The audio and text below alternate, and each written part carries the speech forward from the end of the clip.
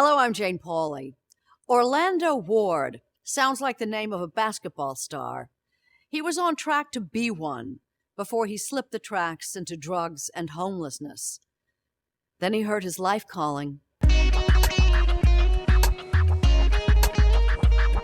Orlando Ward is a familiar face on the streets of Skid Row in Los Angeles.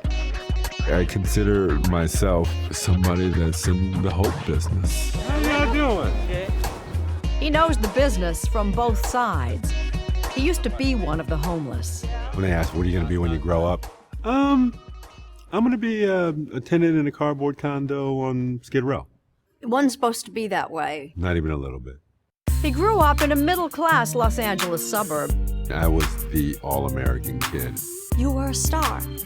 A high school basketball star recruited by hundreds of colleges. He picked Stanford, but was sidelined by an injury. The definition of who I was crushed, period. And that was the first time I tried anything. Still, he got an education and some good jobs. Well, then what the heck happened? I crossed that invisible line where it was no longer recreational. It was 17 years from Stanford to the street. You just let go? I let go of everything. I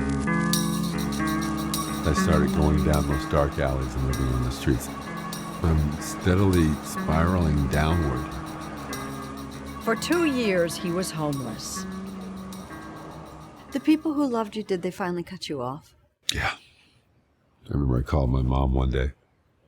Some story about needing money again. And it was, Orlando, I don't know what you're doing. I didn't raise you that way, but I can't help. And she hung up. In the spring of '99, he began the slow walk back. I'm sitting in my little cardboard box, and I just started to talk to God.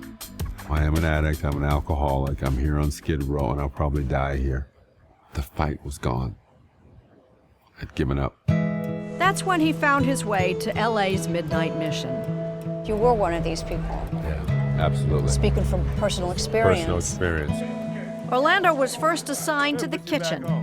A value shift started to occur where the type of life that I was leading in the past was unacceptable.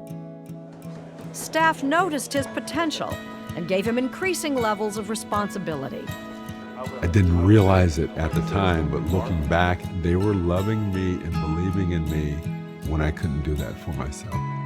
Over 10 years, he worked his way from client to manager to vice president of operations, the highest-ranking executive at the Midnight Mission ever to come off the street. My name is Orlando Ward. I think I have a responsibility to demonstrate to people that are where I was that there's no limits. There's none.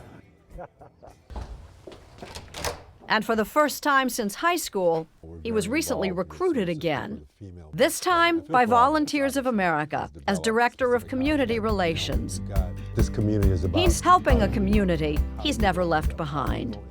As college applications... I firmly believe that everything that I was exposed to in life was there for a reason.